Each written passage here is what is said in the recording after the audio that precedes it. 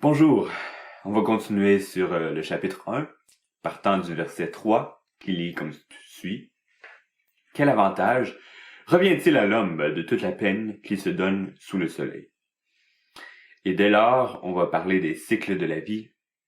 Et ces cycles font penser à une chose, un problème philosophique qui s'appelle l'impermanence.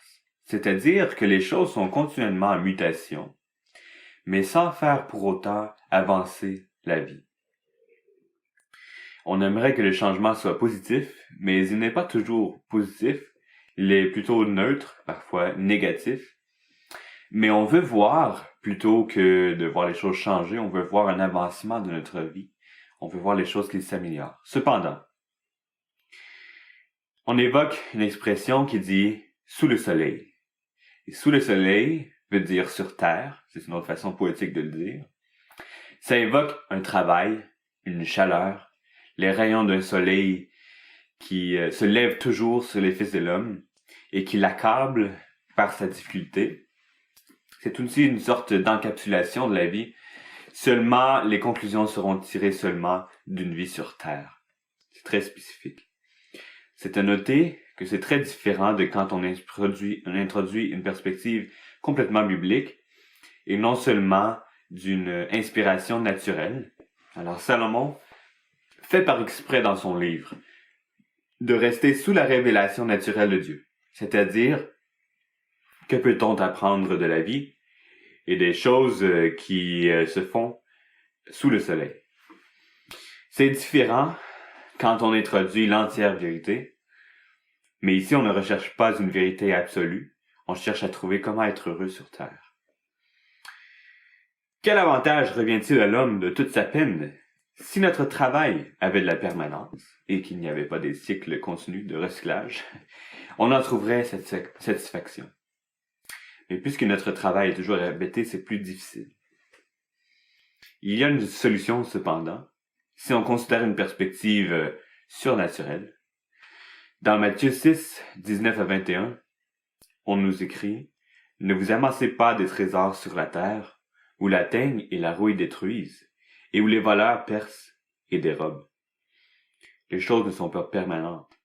Mais amassez-vous des trésors dans le ciel, où la teigne et la rouille ne détruisent point, et où les voleurs ne percent ni ne dérobent. Car là où est ton trésor, là aussi sera ton cœur. » Il se peut que si on met notre trésor dans les choses du monde, qu'on les perde. Et si on les perd, on perd notre trésor, on perd notre avenir, on perd tout. Si on met notre foi en Dieu et dans le ciel, sans pour autant mettre notre foi dans ce qu'on reçoit par la bonté de Dieu sur la terre, alors là, on peut avoir une espérance qui continue, même à travers les cycles vicieux de la terre. Salomon commence ensuite à parler des cycles. Il va y en avoir plusieurs. Le cycle des générations, le cycle solaire, le cycle des vents, le cycle des eaux, le cycle des sens, et finalement le cycle de la découverte et de l'oubli. Il va en tirer quelques conclusions. Au verset 4 se trouve le cycle des générations. Une génération s'en va, une autre vient, et la terre subsiste toujours. Selon les mots de saint Jérôme, qu'est-ce qui est plus vain que cette vanité? Que la terre faite pour les humains demeure, mais les humains eux-mêmes, les maîtres de la terre, se dissoudent soudainement dans la poussière. On a le concept ici que les humains sont faits pour la vie et que la terre est faite pour les humains, mais pourtant, la terre demeure plus longtemps que l'homme lui-même. Cela rappelle la fragilité de la vie précieuse, contrastée avec la permanence de la terre qui n'est que matérielle. C'est un problème qui a débuté dès longtemps, premièrement en Adam, selon Genèse 3.19. Dieu a dit à Adam, « C'est à la sueur de ton visage que tu mangeras du pain jusqu'à ce que tu retournes dans la terre d'où tu as été pris, Adam ayant été formé de la terre du jardin, car tu es poussière et tu retourneras dans la poussière. » On retourne 6 pieds sous terre, d'où on est né. Ce qu'on a fait pendant notre vie ne change rien à la terre. Elle nous donne et elle reprend. 2 Pierre 3.10, Le jour du Seigneur viendra comme un voleur. En ce jour, les cieux passeront avec fracas, les éléments embrasés se dissoudront et la terre, avec les œuvres qu'elle renferme, sera consumée. Pierre rappelle que selon une perspective spirituelle, pas seulement terrestre, la terre ne va pas subsister à toujours, ni le ciel, ni les choses qu'elle contiennent, et ni les œuvres qui ont été faites chez elle. Toutes seront consumées et embrasées et dissoutes.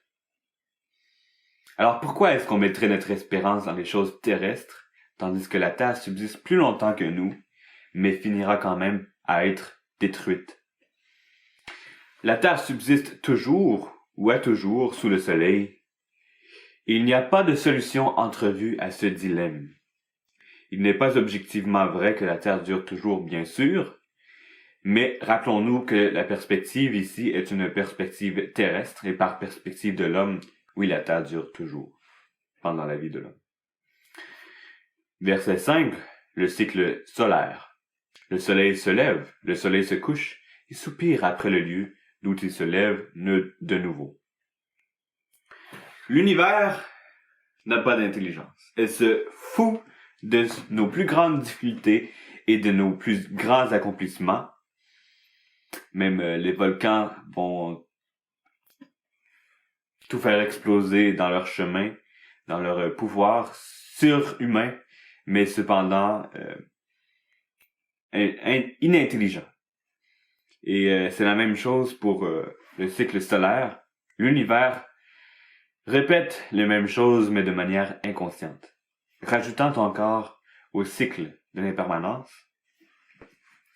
c'est contraire au secours que Dieu donne, qui se soucie de l'homme et qui est beaucoup plus puissant que nous.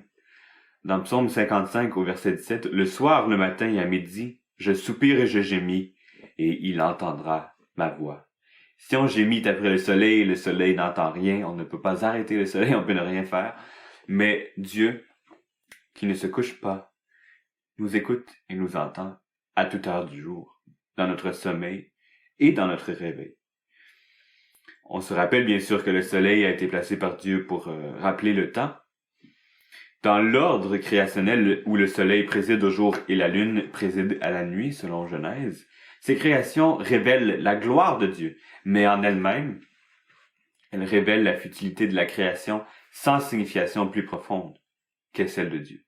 C'est un tourbillon galactique sans signification. La signification qu'elle donne est un rappel que Dieu a créé l'univers et que donc Dieu nous a créés. Verset 6, le cycle des vents.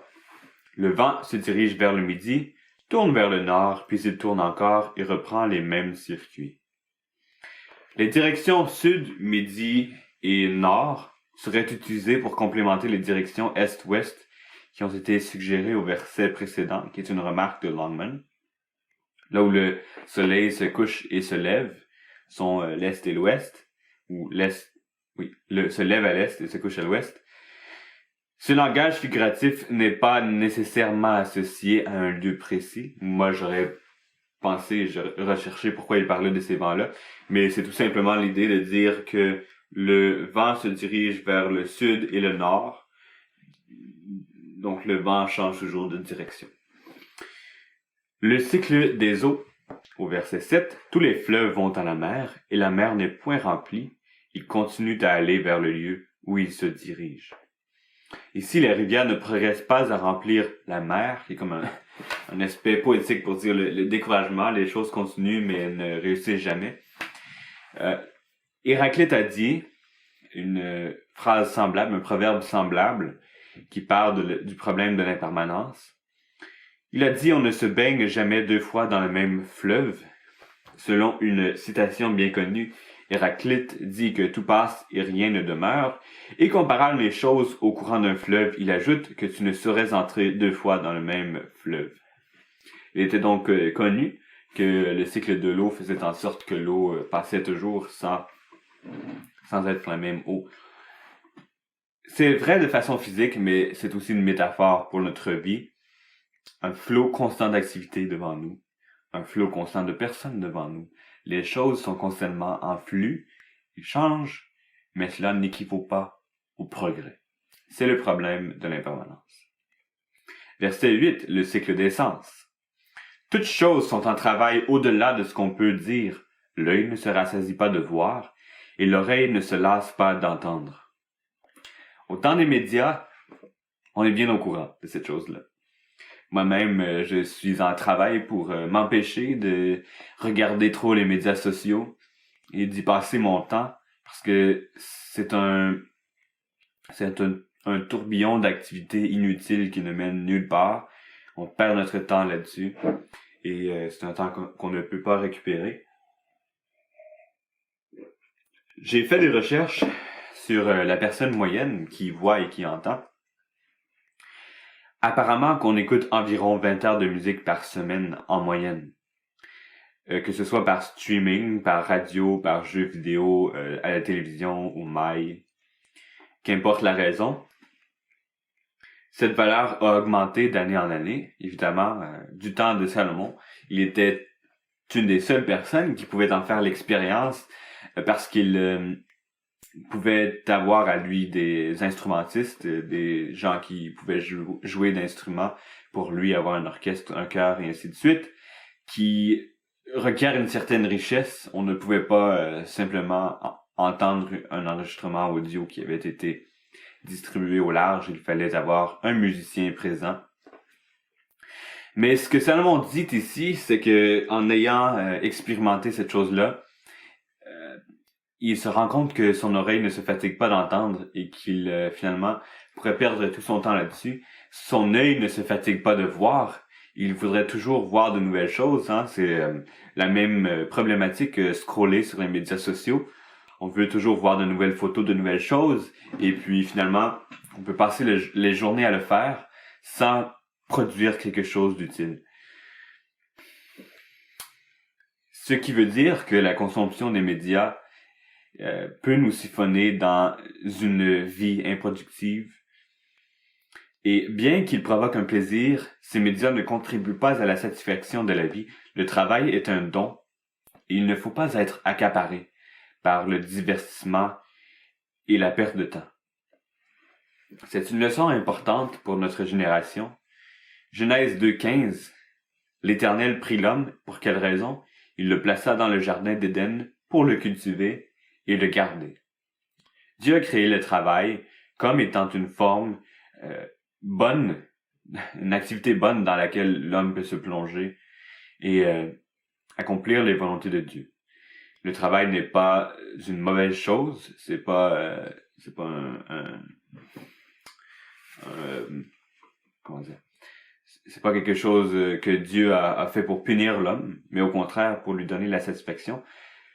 Cependant, si on trouve notre satisfaction dans les plaisirs, on va perdre notre vie carrément. Proverbe 12:27, le paresseux ne retire pas son gibier, mais le précieux trésor d'un homme, c'est l'activité. Ici, on a l'aspect que on peut faire les choses rapidement, sans pour autant les faire bien. Puis quand on se perd dans les activités paresseuses, on ne produit pas de bonnes choses. 1 Timothée 6:18 recommande-leur de faire le bien, d'être riche en bonnes œuvres, d'avoir de la libéralité, de la générosité, et de s'amasser ainsi pour l'avenir un trésor placé sur un fondement solide afin de saisir la vie véritable. Il est commandé aux chrétiens de faire le bien, de pratiquer le travail, de faire de nos mains ce qui est bien pour avoir de quoi donner à celui qui est dans le besoin. Le travail est donc une très bonne chose, mais cependant de trouver la satisfaction dans les joies de l'ouïe et de la vision, ou bien dans le travail, c'est impossible. Au verset 9, aller jusqu'au verset 11, sont le cycle de la découverte et de l'oubli. Ce qui a été, c'est ce qui sera, et ce qui s'est fait, c'est ce qui se fera. Il n'y a rien de nouveau sous le soleil.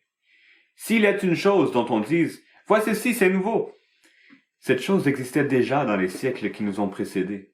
On ne se souvient pas de ce qui est ancien, et ce qui arrivera dans la suite ne laissera pas de souvenir chez ceux qui vivront plus tard.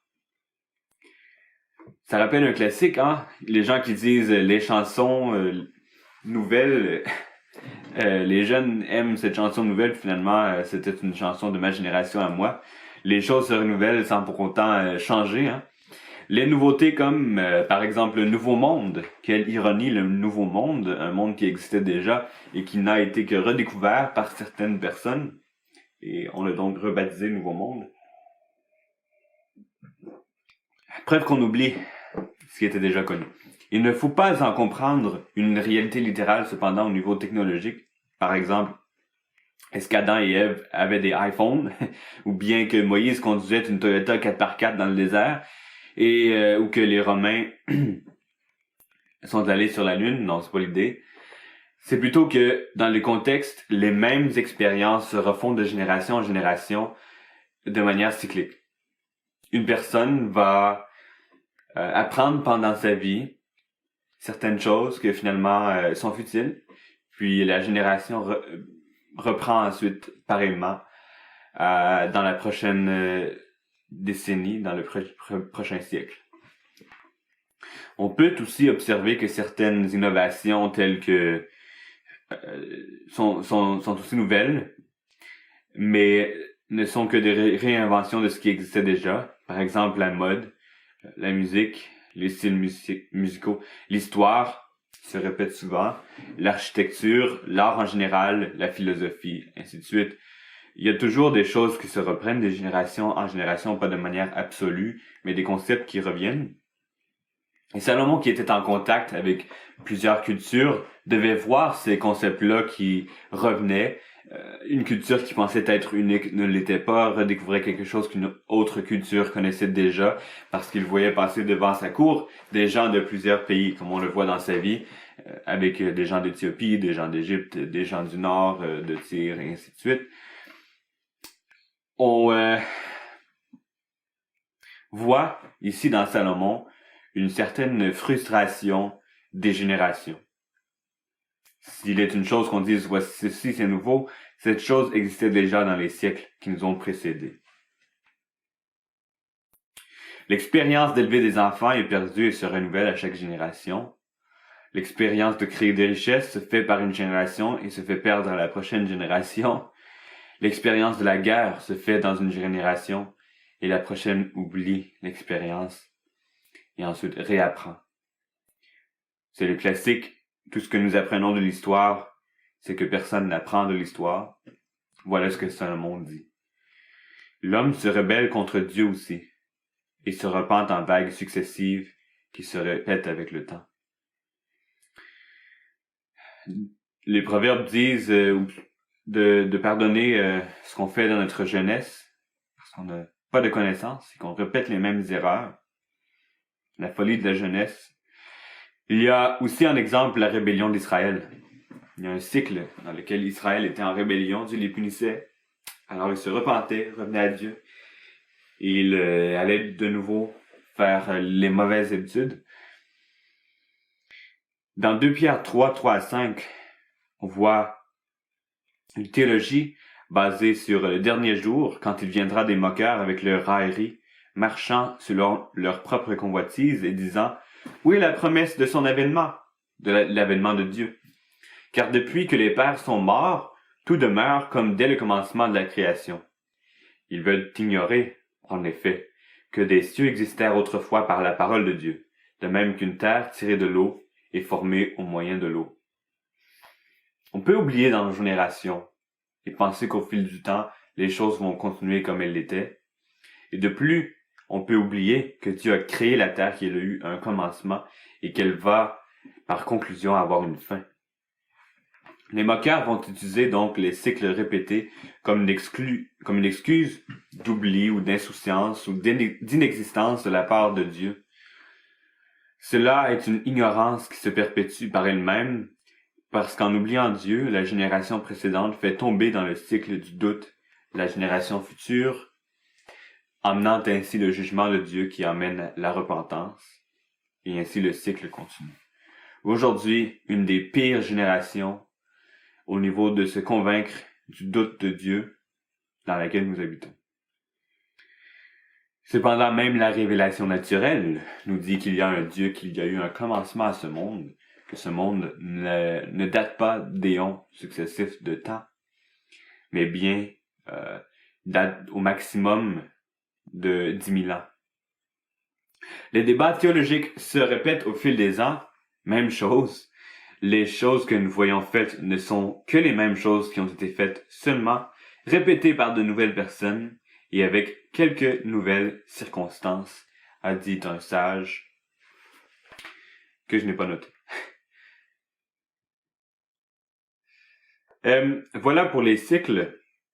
On a vu le cycle des générations, le cycle solaire, le cycle des vents, le cycle des eaux, le cycle des sens et le cycle de la découverte et de l'oubli qui amène à la frustration des générations.